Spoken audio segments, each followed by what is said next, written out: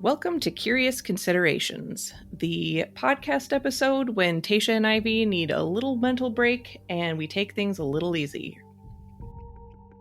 I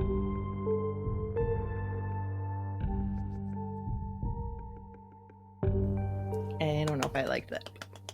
I like that. Do you want to do another one? You know what? No, we're just gonna go with it. I think it sounded good. We're one take wonders here. one take wonders. See, this is merch ideas, every time we say something clever. I was gonna say the imposter syndrome's already setting in. Can I actually do this? Can I be a podcast host? Wow. All right. It's so quick. We love it. Welcome back to Odd Anthropology. I am Tasha Koster, here with Ivy Boyd.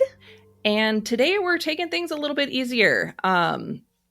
Life has been pretty lifey, at least for me, and just in general pretty chaotic here in the United States. So to put it lightly. Right, just mildly. So we decided to kind of just take things a little bit easier this month, and try something a bit conversational. I thought that might be a fun way to get to know us a little bit more and talk about something that I've been thinking about recently, and it affects a lot of people. And so I think it'll be really relevant to hear what Ivy says and what you guys think. So if you have any thoughts on this, please comment. Send us a direct message. Yes. Because we're going to talk, for the most part, about imposter syndrome. Something that affects, like Tasha said, it affects both of us. It probably affects, I would argue, everybody listening. I think everyone's got a little touch of imposter syndrome in them. So we're gonna solve it right now. I think we're gonna get to the bottom of it and we're gonna cure it. So you heard it here first, folks. I am so excited to be cured by the end of this. Yes, Odd Anthropology is going to cure imposter syndrome. Woohoo! Which is still a relevant topic. There's a lot of there's an anthropological lens you can view imposter syndrome through. So this is still pretty fitting for us, Yeah, I thought it would be very interesting, and like you said, since it affects both of us, and some of the, I guess, just kind of diving right in right away, some of the research that I was doing, it seems like a lot of it affects people in the science field as well. And I mean, anthropology, while maybe considered a soft science, is still a science. Mm-hmm. And the term was coined in 1978. It was actually started as imposter phenomenon by Pauline Rose Clare and Suzanne Ament Ives. And they were two women scientists who did a research study on 150 women who had earned PhDs, and just kind of like seeing how they felt about themselves and their fields. And they found that basically all of them felt like even though they have PhDs, they just didn't feel like that they knew enough or were doing well enough in their fields to be in the places that they were. Wow. I didn't realize that the term's been around that long, but yeah, that was really surprising to me as well. I definitely thought it was kind of a more modern maybe not idea, but I'm sure imposter syndrome, like the feelings, have been around for a long time, as long as there's been humans. But it weirdly makes me feel a little bit better that people with actual PhDs get imposter syndrome, because there's little pipsqueak me over here just like beep boop boop, just doing whatever with imposter syndrome, and I'm like, wow, these actual smart people have it too. Okay. Right. And I thought it was really interesting that like it is also very like common in the science industry, just because, and I'm sure you can relate to this as well, being an artist as well, but um, I feel like I see it really heavily in the artist community as well. Yeah.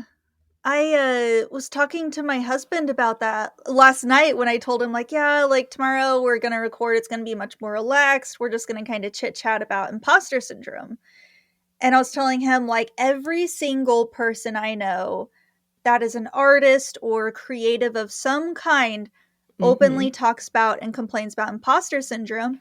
And he told me, well, it's actually really prevalent in like the tech community too. He was like, Huh. everybody that I know in the tech world, because that's his career field, has imposter syndrome really bad. And he's telling me how the bar's been set so high for like what makes someone successful. You've got the great minds behind Microsoft and Apple and all this. And he's like, a lot of us just feel insignificant. And now AI is taking over a lot of tech jobs. And it hadn't occurred to me. I'm like, oh yeah, it really is everywhere. But like you said, I've only ever really heard about it with artists. It didn't occur to me that it's so prevalent in science and technology. Right, right. And I mean, a big part of it is, and especially like with this, the initial study, with it being heavily affecting women, and obviously they see it in a lot of fields where they're kind of male dominated. And I know we kind of Mm. mentioned this a little bit in our messaging back and forth, talking about this topic, just kind of how like some of it does come from kind of like a um, patriarchal trickle down where there's a lot of male dominated fields, so women that are in them don't feel like they are either doing as well or living up to the same standards just because they're women. Yeah, I was reading about that last night when I was texting you about it, and how when you have someone, women, minority groups who haven't been allowed to do certain things, haven't had certain freedoms, and all of a sudden they do, once they begin to go out and do these things like seek a career, a degree, you feel kind of inadequate, maybe a little bit alienated, and you feel like, oh, I don't really belong here because there's that lack of, like you said, like representation. It's like, oh, I don't really see a Right. lot of women in this field. Maybe I shouldn't be here.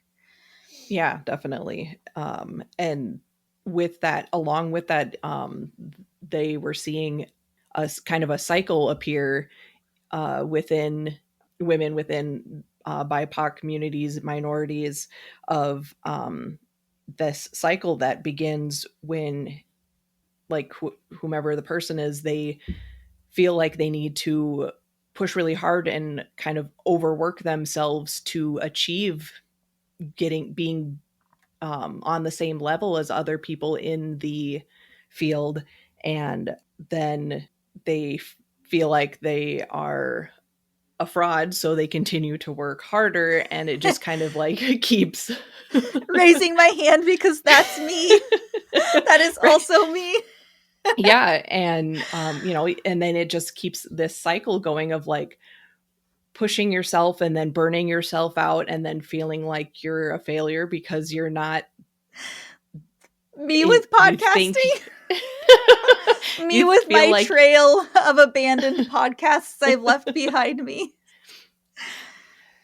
but and like it's, and then you keep trying, which is great and good, but then it's the overworking part, though, pushing too hard, that ends up leading to that burnout, and then again that feeling of like, oh well, I'm a failure, I'm not as good as all these other people in this field. And I also saw that imposter syndrome, or people that have imposter syndrome, uh, most likely experience anxiety and depression as well. Oh, And I'm raising like, my yep, hand raising my again. hand too. Yeah. um, but then I thought, it was like, well, like we said earlier, like I feel like everybody at some point experiences some form of imposter syndrome. And so it's, but that also And now I kind of feel like I'm rambling a little bit, but that's the point of this episode. So, Precisely. um, but I was rambling and then I lost my thought. Nope, it's gone. Hopefully it'll come back to me. Yep. And by the way, if anybody hears weird sounds in the background on my end, it's because they are doing construction on my apartment complex and I have nowhere quiet to escape to. So, and that is going to feed in to my imposter syndrome. That's going to tell me this episode isn't good enough. The audio's trash because of all this noise in the background, Ivy. Like, why are you even doing this? So, if we're being real, welcome to the mind of Ivy Boyd.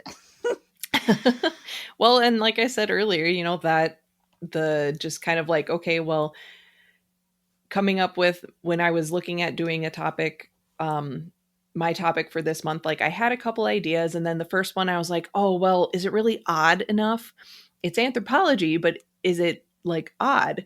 And I was like, well, we chose the name anthropology so that we could cover, like, encompass more. Yeah. So it doesn't necessarily need to like fill those like Mm-hmm. specific niches each time.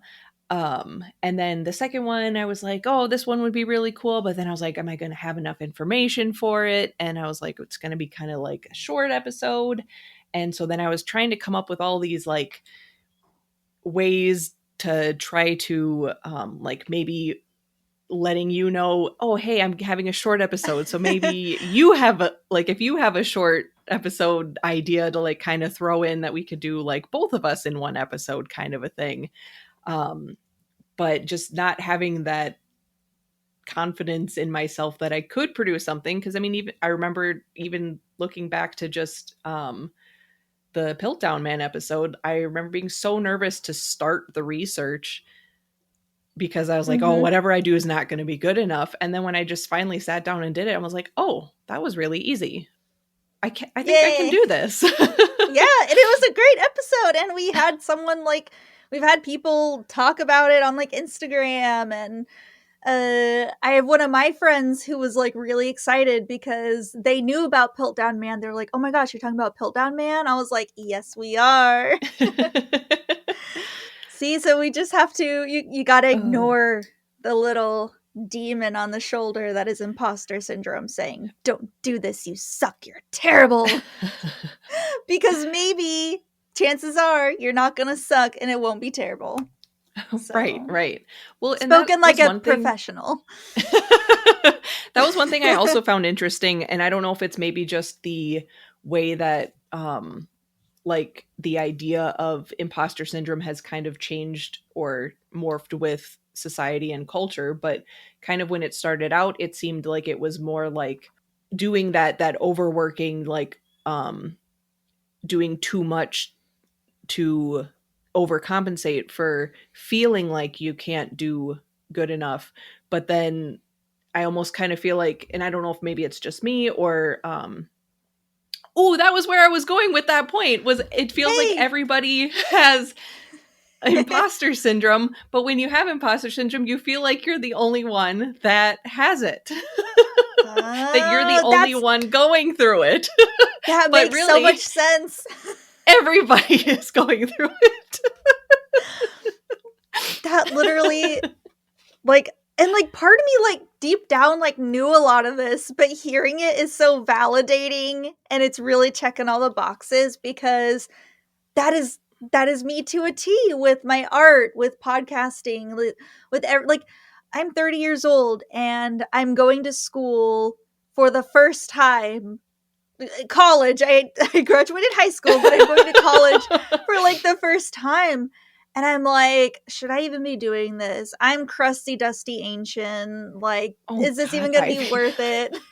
But then it's like I meet so many people my age that haven't gone and that I've taught, like, oh yeah, I'd like to go to school again soon. And they have these same thoughts that I do. Like, did I wait too long? Is it even worth it? Like, the other day I came across this pretty successful archaeologist on Instagram. I'm going to have to look up what his name is. He does a lot of like debunking videos for a lot of the Oh, cool. pseudoscience and anthropology and Mhm. archaeology.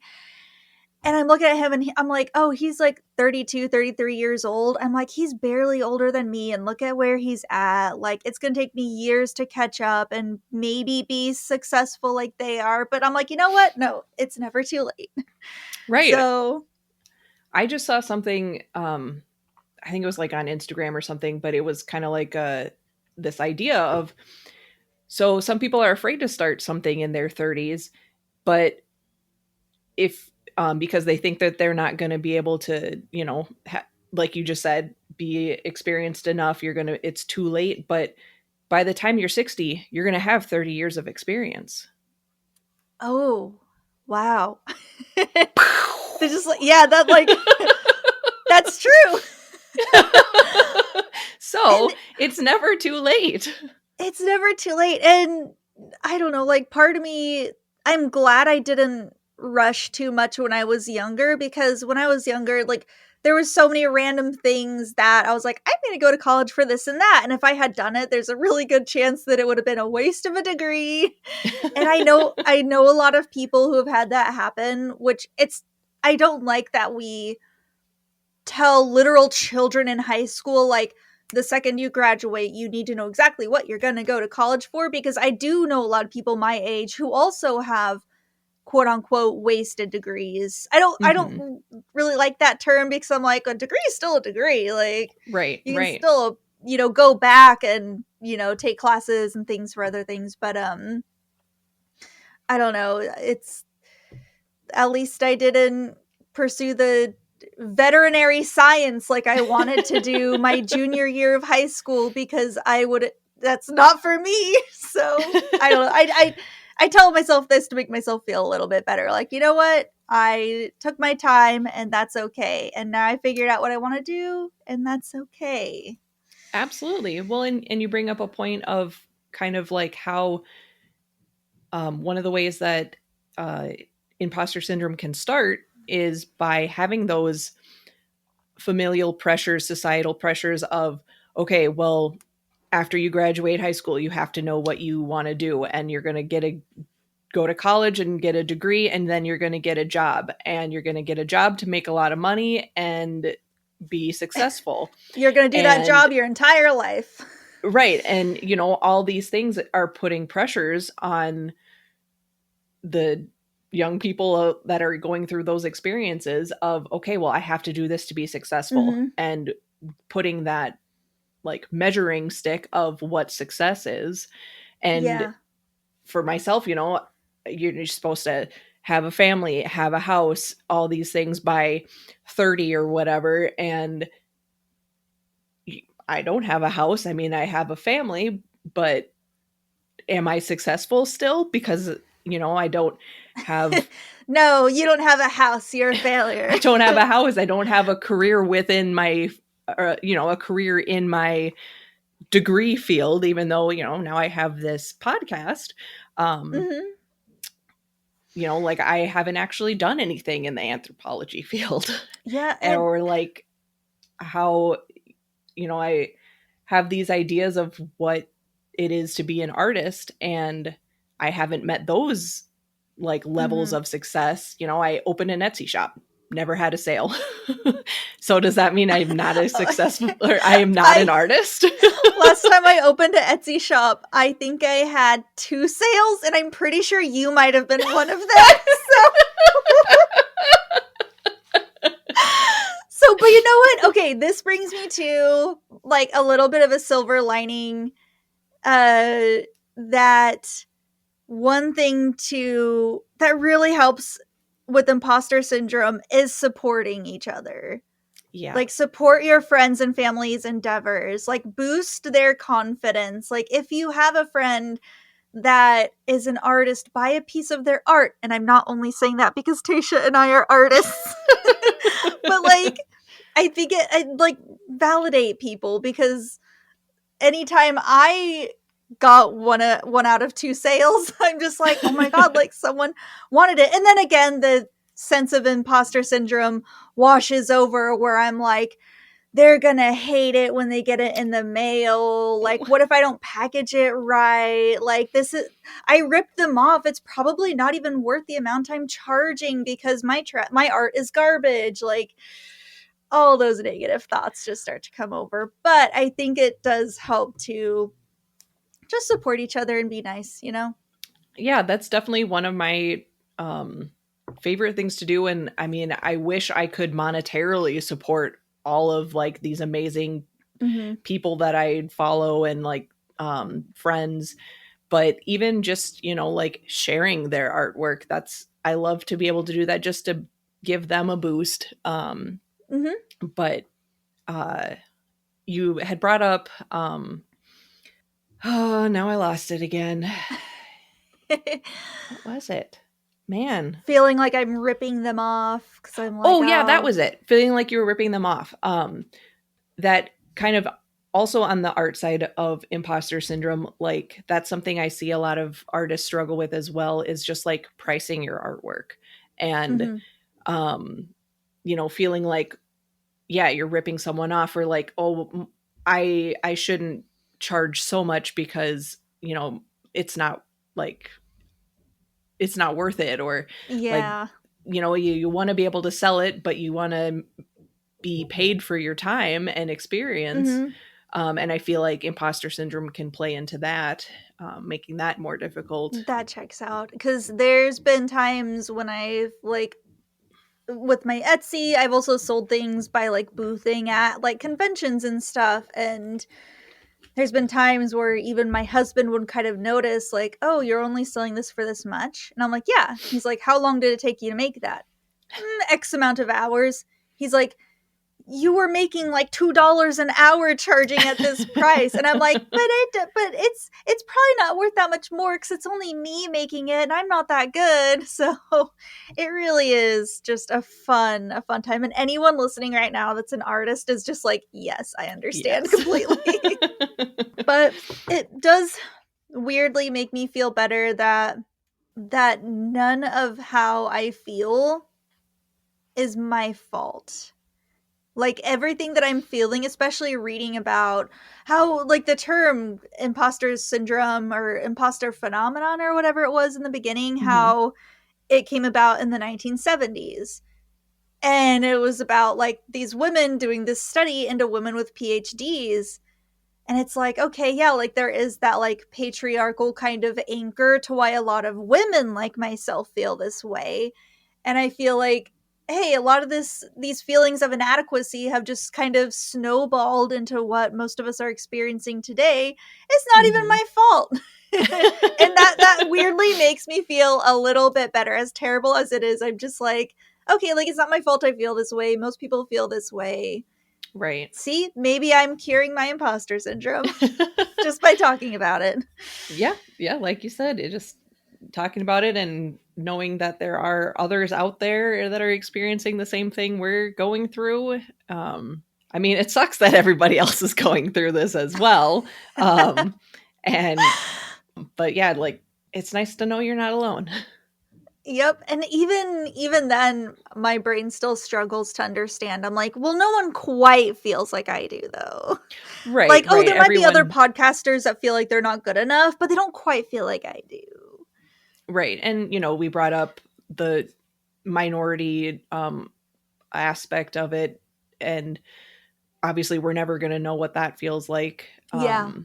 And it's just kind of like another layer on top of the imposter syndrome. Um, Yeah.